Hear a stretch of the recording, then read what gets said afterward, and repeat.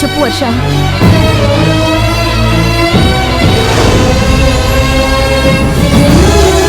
చెయ్యి వదలరా. నా వర్ష జోలికి రావద్దని ఎన్నిసార్లు చెప్పాను.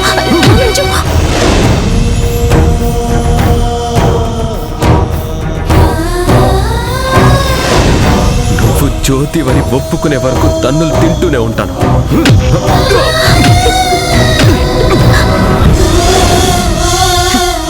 రామరాజు నా కొడుకుని రక్తం వచ్చేట్టు కొడతాడా? వాడికెంత ధైర్యం, వాడంతా చూస్తాను. డాక్టర్, మా అబ్బాయికి ఎలా ఉంది? తనకి చాలా బ్లడ్ లాస్ అయింది. తనకు వెంటనే బ్లడ్ ఎక్కించాలి. నాది same blood group doctor. Blood నేను ఇస్తాను. అయితే మీరు నాతో పాటు రండి అమ్మా.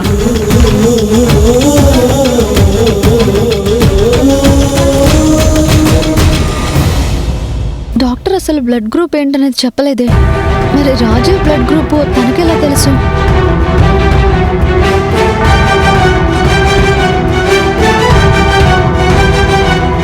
మాధవి, రాజీవ్కి ఎలా ఉంది మాధవి? చాటుగా చెయ్యాల్సిందంతా చేసి ఇప్పుడు నా కొడుకు బతికున్నాడా చచ్చిపోయాడా అని చూద్దామని వచ్చారా? ఎందుకు మాధవి అలా మాట్లాడుతున్నా? ముందు నేను నా మనవణ్ణి చూడాలి. ఆగండి. ఆస్తి రిజిస్ట్రేషన్ జరగకుండా నేను కోర్టు నుంచి స్టే ఆర్డర్ తెచ్చానని మీ పంతం నెగ్గించుకోవడానికి నా కొడుకుని అడ్డు తొలగించుకోవాలని రామరాజు చేత కొట్టించాను. నువ్వు మాట్లాడేదానికి ఏమైనా అర్థం ఉందా మాధవి? నా మనవని నేనెందుకు కొట్టిస్తాను? మీరే కొట్టించారు.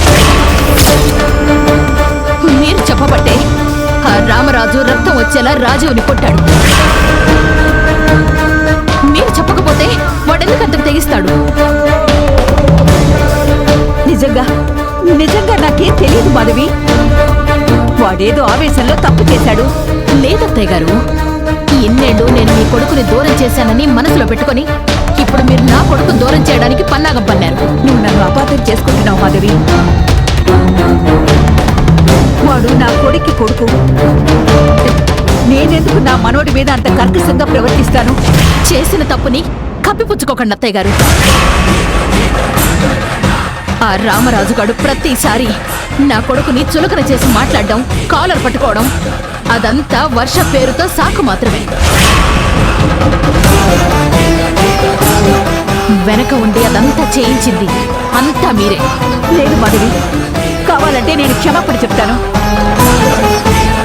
ఎవరికి కావాలండి మీ క్షమాపణ? నా భర్త హాస్పిటల్ పాలు కావడానికి కారణం మీరే. రామరాజును వదిలిపెట్టే ప్రసక్తే లేదు. మీరు పేరుకి పెద్ద మనిషి, 10 మందికి అండగా ఉండే మనసున్న మనిషి. చాటుమాటుగా చేసేవన్నీ ఇలాంటి కర్కశమైన పనులు. అమ్మా, ఏదైనా ఉంటే తర్వాత మాట్లాడుకుందాం. ముందు నా మనవని నేను చూడాలి. ఒక్కసారి చూడనివ్వండి. చూడటానికి వీల్లేదు. వెళ్ళండి ఇక్కడి నుంచి. హాస్పిటల్లో ఏంటండి అప్పుడు? ఏమన్నా ఉంటే ఇంట్లో చూసుకోండి. సరేనమ్మా, నేను వెళ్ళిపోతాను.